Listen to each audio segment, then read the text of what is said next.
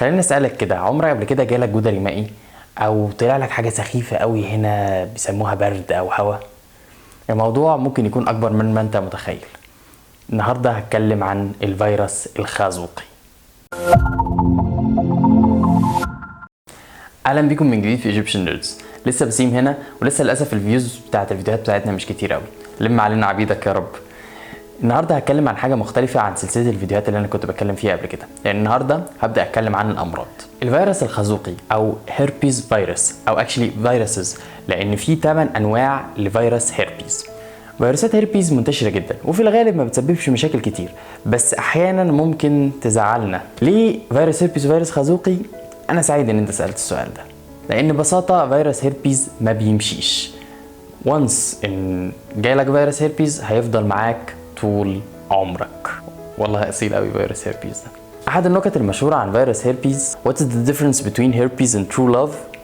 Herpes lasts forever.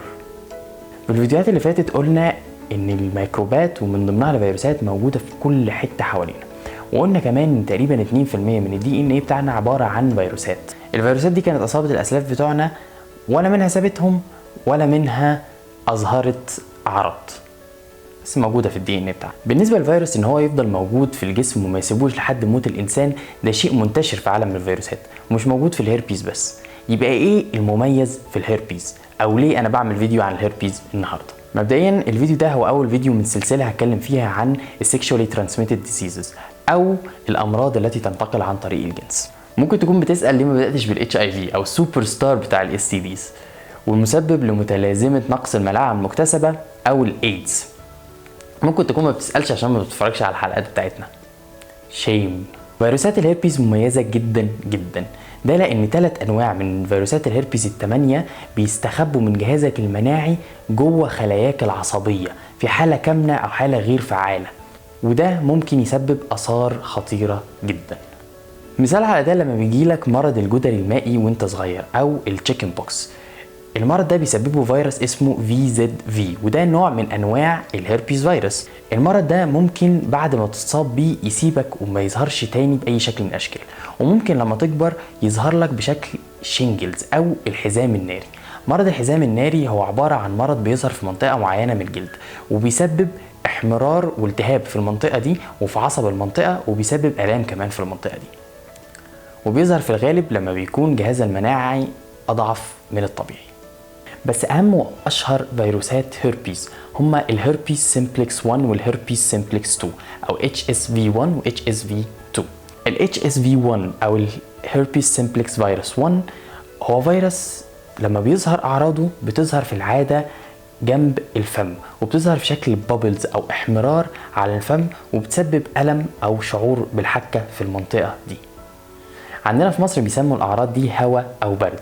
الفيروس ده منتشر جدا لان تقريبا 50% من الناس مصابين بيه، والاعراض دي مش بتظهر على طول، بتظهر احيانا وبتختفي احيانا، بس في الغالب بتظهر لما يكون الانسان مناعته اضعف من الطبيعي او لما بيكون تحت ضغط نفسي.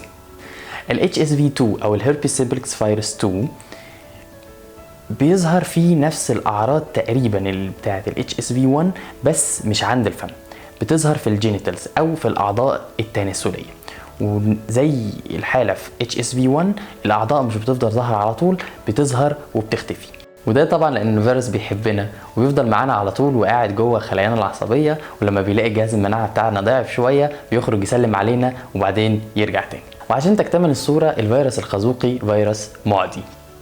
مرض الهيربيز الجنسي بينتقل عن طريق الجنس أو عن طريق لمس الأعضاء التناسلية، ومرض الهيربيز اللي بيظهر في الفم بينتقل عن طريق اللمس. وممكن مرض الهيربيز اللي موجود في الفم يعدي الأعضاء التناسلية. فيروس الهيربيز بيحبنا جدا لدرجة ان مفيش اي علاج ممكن يشيله من الجسم نهائيا، بس طبعا في حالة ظهور الأعراض بيكون استخدام المضادات الفيروسية زي اسايكلوفير مفيد جدا. واستخدام المضادات الفيروسية دي بيكون عن طريق شكلين، يا اما دهان موضعي يا اما بيتاخد عن طريق الفم، واحيانا في الحالات الحرجة جدا بيستخدم الاتنين. كمان في ابحاث شغالة عن لقاح لفيروسات الهيربيز، وده بالذات لان هي ممكن تصيب الاطفال وتفضل مكملة معاهم طول حياتهم. في حالات نادرة جدا بتقترب نسبة حدوثها ل 2 في المليون فيروس الهيربيز ممكن يصيب المخ، وده لأنه بيكون موجود أساسا في الخلايا العصبية. الحالات دي بتنتهي في الغالب بس مش دايما بالموت، وحتى الناجين منها بيتعرضوا لنوع غريب جدا من التلف في المخ، لدرجة ان هم بيفقدوا القدرة على تمييز انواع كاملة من الحاجات زي الحيوانات او الالوان. احد الناجين من المرض ده كان فقد قدرة التمييز عن صور لحيوانات حقيقية وصور لوحوش خيالية ملهاش اي معنى. ورغم انه اثر مرعب جدا والحمد لله اثر نادر جدا، كان له فايدة كبيرة في ان هو ساعدنا نعرف عن طريقة تخزين وتصنيف المعلومات في مخنا. في الاخر خلينا اقول لاي حد عنده الفيروس ده او اي حد يعرف حد عنده الفيروس ده ما يقلقش، الموضوع بسيط مش كبير جدا، وفي علاج حتى لو مش هيقضي على الفيروس تماما، انما في علاج مستخدم وفعال.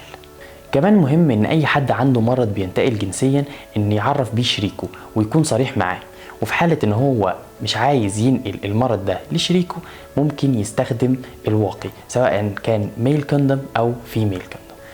المرض مش ذنب ومش عقاب على حاجة حد عملها، المرض شيء طبيعي بيحصل للكائنات الحية كلها بداية من البكتيريا ووصولا للإنسان. أهم حاجة حافظوا على مناعتكم كويس عن طريق الاهتمام بالنظافة الشخصية والنظافة العامة، وعن طريق الاهتمام بالتغذية الصحية، واستشيروا الطبيب في حال لقيتوا أي حاجة شاكين فيها في جسمكم، وما تتكسفوش كمان تعملوا سبسكرايب للشانل بتاعتنا وتعملوا شير للفيديو عشان الناس تعرف أكتر عن الهيربيز وعن طرق علاجه والتعامل معاه الصحيحة. And always remember it's okay to be a nerd.